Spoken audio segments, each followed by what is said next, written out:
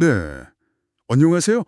매달 급여 명세서 받아보면 그 원천징수되는 연방소득세, 이게 어떻게 계산되나 궁금하셨죠?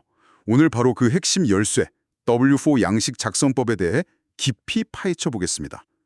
고용주한테 내는 이 서류 한 장, 이게 왜 중요할까요? 네, 안녕하세요.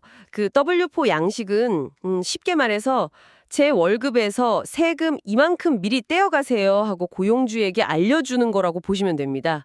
이걸 좀 잘못 작성하면 나중에 연말정산할 때 세금을 왕창 내야 할 수도 있고요. 심하면 벌금까지 나올 수 있죠. 반대로 너무 많이 떼이면 뭐 당장 내가 쓸 수 있는 돈이 줄어드는 거고요. 그래서 IRS에서도 이걸 정확하게 작성하라고 계속 얘기하는 겁니다. 아, 그렇군요. 그럼 바로 단계별로 어떻게 작성하는지 한번 보죠. 1단계는 뭐 기본적인 인적 사항이네요. 이름, 주소, 소셜 시큐리티 번호, 그리고 세금 보고 자격 상태. 이름은 소셜 시큐리티 카드랑 당연히 같아야 할 거고. 그 세금 보고 자격 상태 선택이 중요하겠네요. 싱글인지 부부 공동 보고인지 이런 거요? 네, 맞습니다. 그 자격 상태가 표준 공제액이랑 세율 구간을 결정하거든요. 그래서 원천징수액에 바로 영향을 미칩니다. 특히 그 세대주, 헤드 오브 하우스홀드 자격은 조건이 좀 있어요.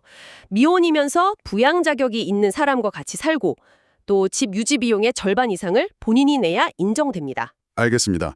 다음 2단계. 이건 직업이 여러 개거나 부부가 둘 다 일하는 경우에 해당되는 거죠. 여기서 선택지가 좀 있어서 헷갈릴 수 있겠어요.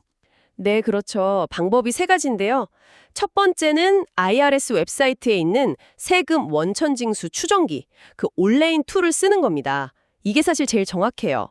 특히 뭐 자영업 소득이 따로 있거나 아니면 뭐 결혼이나 이직처럼 중간에 상황이 바뀔 것 같다. 이러면 이걸 쓰는 게 좋습니다. 아, 웹사이트 툴이 가장 정확하군요. 근데 혹시 뭐 양식 자체에서 해결할 방법도 있나요?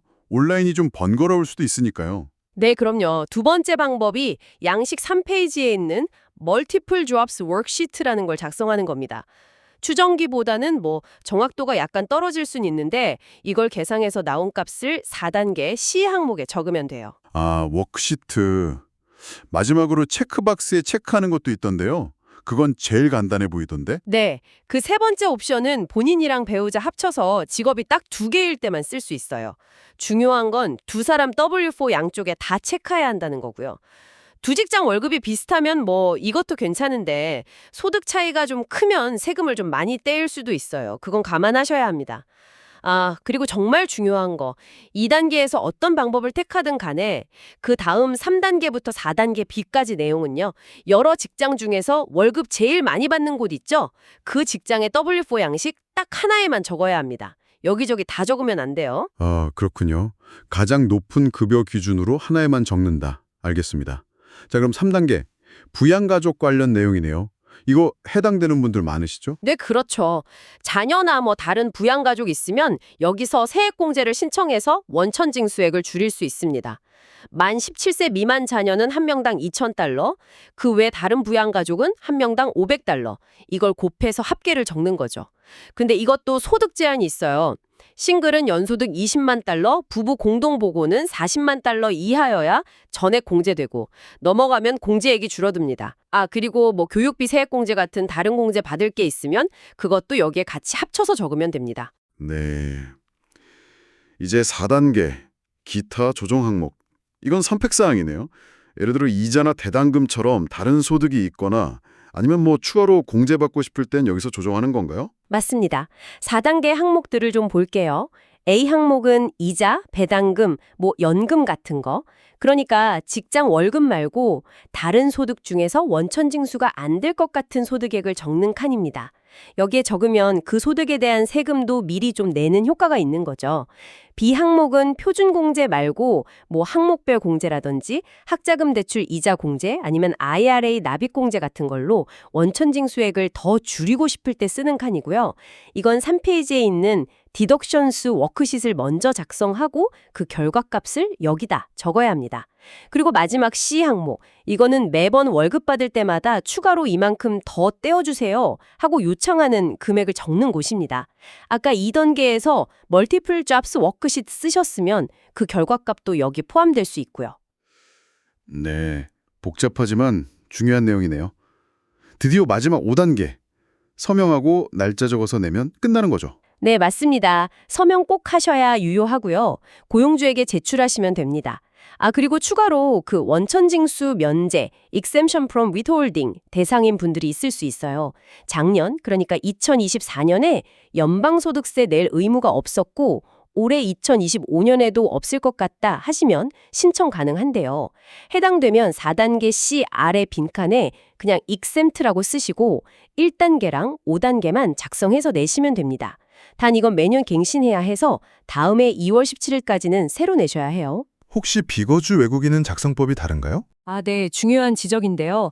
비거주 외국인 신분이시면 W4 작성 전에 IRS 노티스 1392라는 문서를 꼭 확인하셔야 합니다.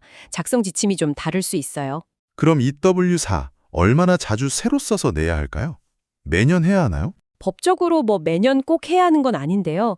그래도 매년 초에 한 번씩 검토하거나 아니면 살면서 결혼, 이혼, 아기 출산, 이직, 소득 변동 같은 큰 변화가 있을 때마다 새로 작성하는 게 좋습니다.